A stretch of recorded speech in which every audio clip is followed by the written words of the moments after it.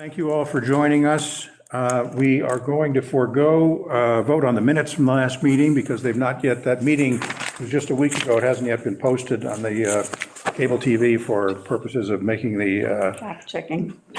checking the facts and making the record accurate. So the minutes will be delayed.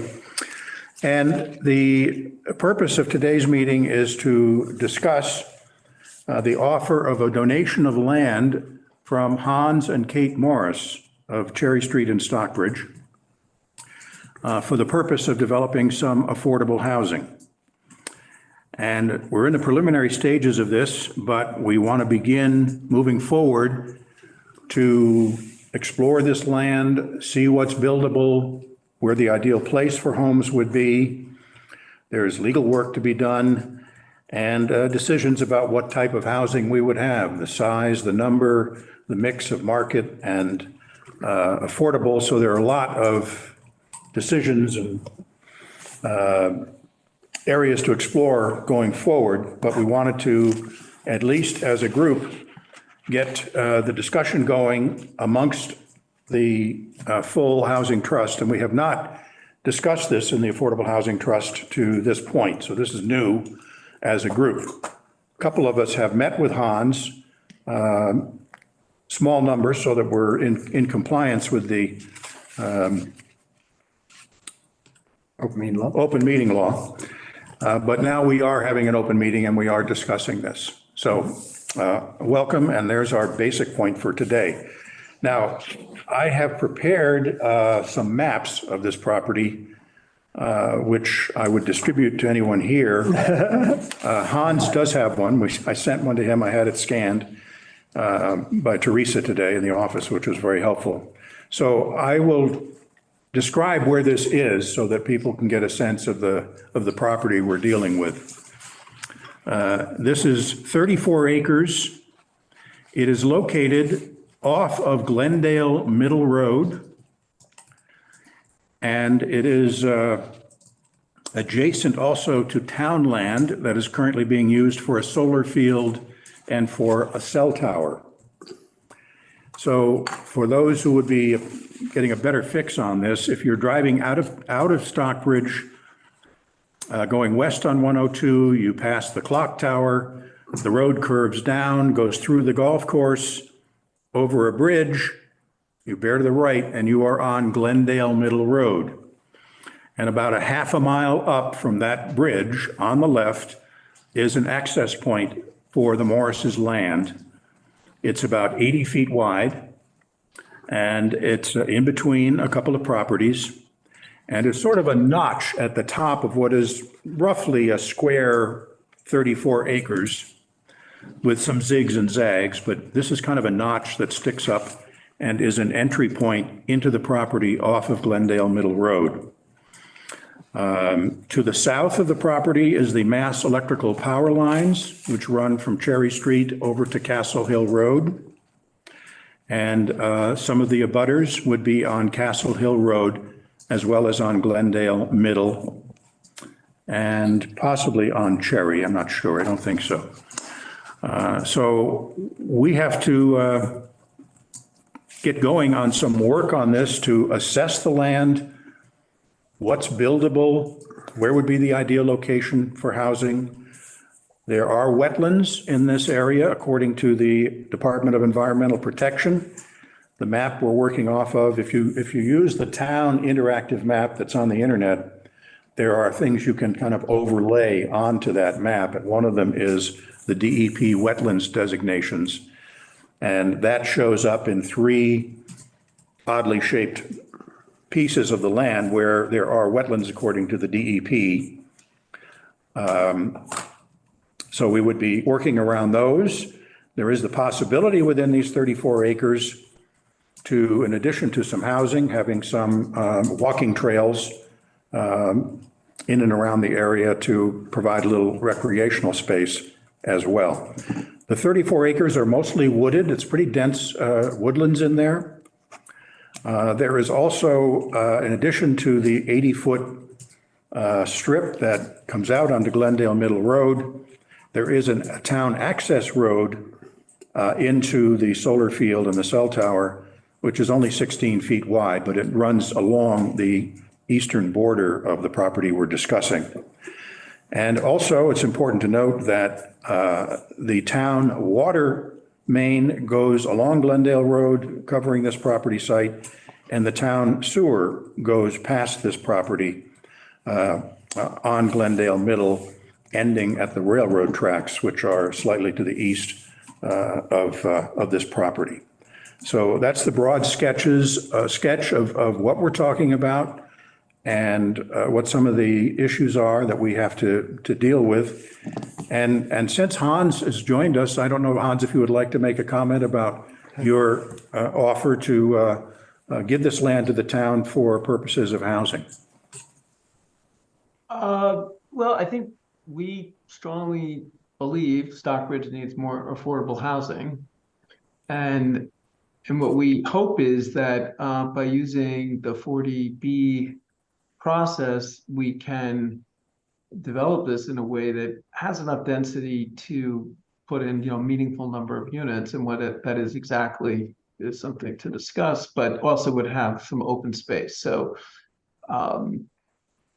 higher density, but open space that would be available to that little community there, but also to the rest of the town. So that's our objective. And I think it's clear I do think you can envision a very beautiful addition to the community, and also achieve have an end result where the units are affordable to, for example, employees of the town or school teachers or other people that want to and deserve to live in the community. Well, one of the advantages of having land donated is, of course, if you're developing housing, a big expense for a developer or builder would be the acquisition of the land. Mm-hmm.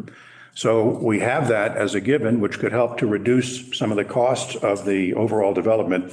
And it's a big advantage that the water and sewer mains go past the top edge of this property. You mentioned, Hans, the 40B idea. And if I can ask Patrick to describe how 40B would work in this kind of an instance. Yeah, I just wanted to, though, first thank Hans and Kate for this incredible opportunity. The challenge with building housing in the Berkshires always starts with land and access to water and sewer, and that's why this property is so special. This checks all those boxes, and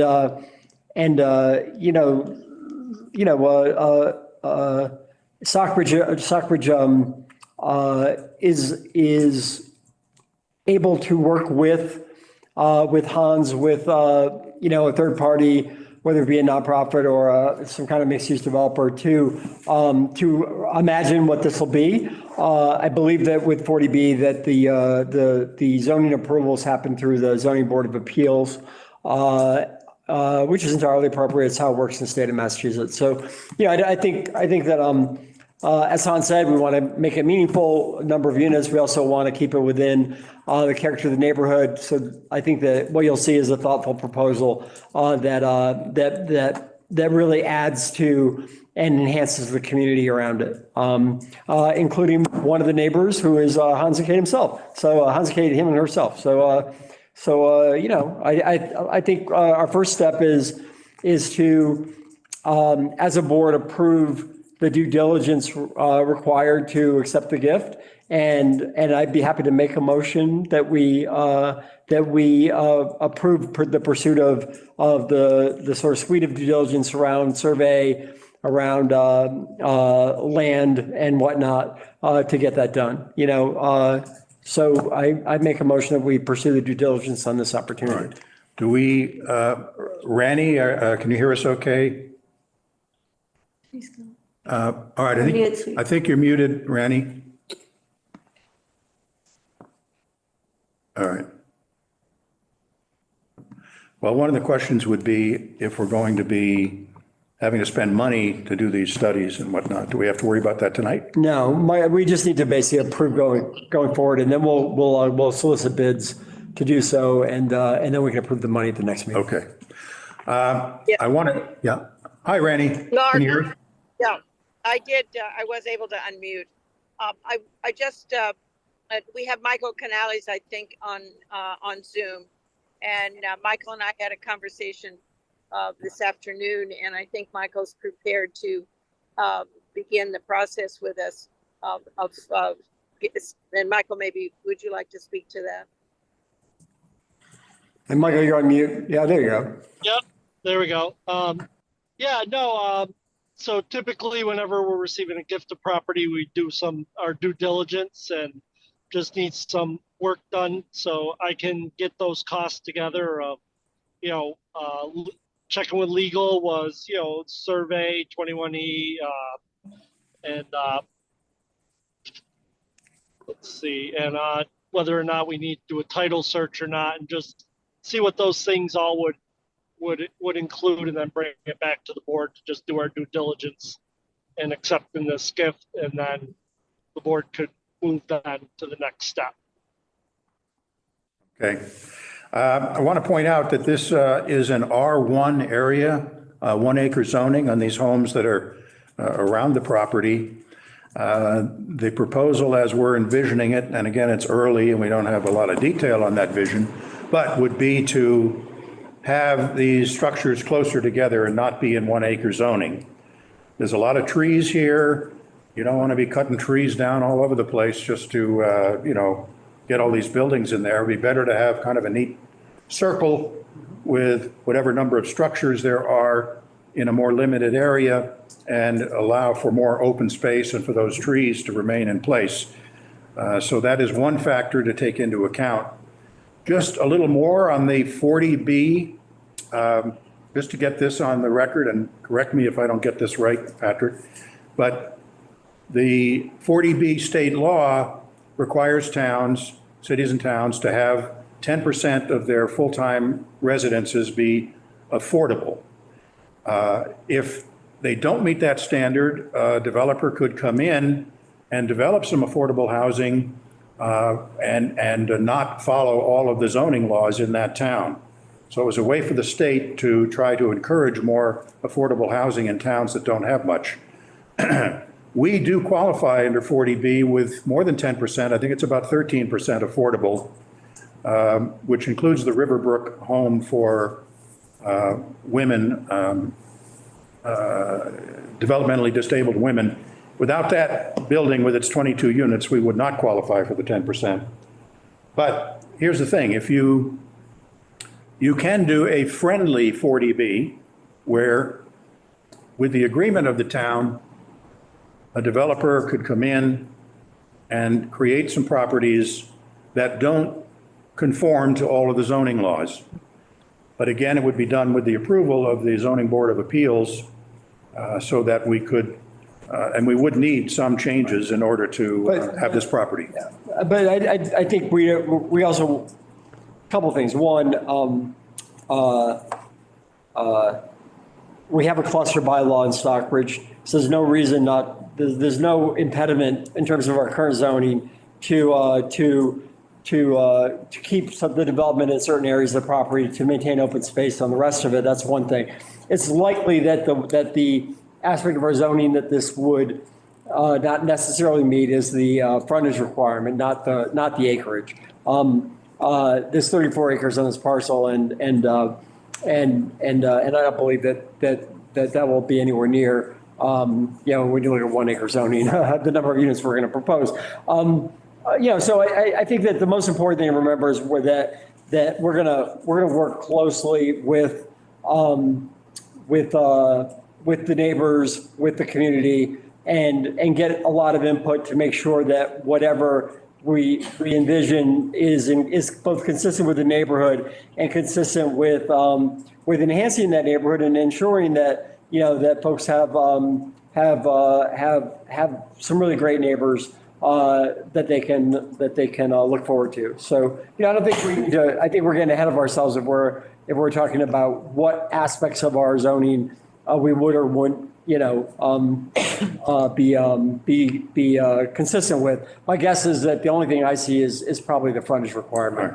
So again, we have an 80-foot frontage where a little roadway could come in to the property and would probably have to run a couple hundred feet to get to the main area where the housing could be.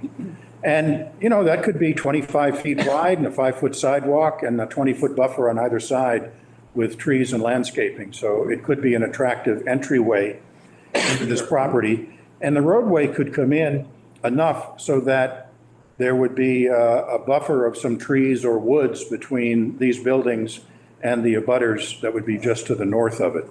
I mean, we got to get all that worked out, but that's the kind of way we're thinking. So it also, because it is where it is, it's sort of hidden away from most of the town. I mean, people would see this little roadway, but in terms of its visual impact on the town, it would be sort of back out of the way and not visible for the most part, which is again, sort of a low impact on the community to try and add some housing to meet our needs on that front. So those are some of the things that we're kind of circulating around. So you have made a motion to. Motion to pursue the due diligence required to accept this donation. I'm second. We'll take a vote on that. Aye, Patrick. Hi, Liz. Aye, Mark. Hi, Jan? Hi, Jan. Randy? And Randy. Randy, you're muted. I see Nick Arienti, who is Hans's legal representative on the Zoom. Nick, do you have any things you want to add in terms of what next steps and process are? Oh, Randy, do you want to vote first? Yes, I, Randy. All right. Thank you. Nick, any thoughts? Hi. BNT, representing the Morrises on this proposal. So I don't have a lot of additional information to add at this point. I know that one of the first steps and requirements for both parties is a letter of intent, I believe, which is required. So I think that would really be the first item that would have to be drafted and submitted both for review and approval by Morris's and by the Affordable Housing Trust. So at this point in time, I think that's generally the only comment I have. I think further down the road would just be a consideration of a further consideration of the 40B process and determination of kind of how that's going to work. Timing, whether phasing was required or not, just to ensure that there is some certainty that when and if the property is in fact accepted by the town, that there's progress. Hopefully that's followed up with in a timely manner. Okay, Nick, thank you. And so we've agreed that we will get this process going. When we get some bids, then we can begin to talk about what we need to appropriate, Yeah, and this is not bids on, this is just literally like the due diligence, the engineering some and engineering legal. stuff, yeah. Yeah. So just- We have a few others, people on Zoom, I believe. Does anyone else have any question or comment? I see Clarence is there. Clarence Fanto from the Eagle. Anybody else with anything you'd like to offer to the meeting? Okay, pretty quiet. Yeah, Can you hear me? yes. Oh, good, thanks. I just wanted to ask Nick a question. Will you draw up the first draft for a letter of intent for us? Why don't we let him reach out to Donna, Randy, and between Michael, Donna, you and Nick, we'll sort of, come up with a draft for the board. Yeah, I think that sounds like a good plan. All right, so we will pursue that. I believe that's everything on our agenda for tonight. Motion adjourned. Second? Second. All right, thanks, everyone. Thank you all. And Thanks, Hans, again. Thank you all.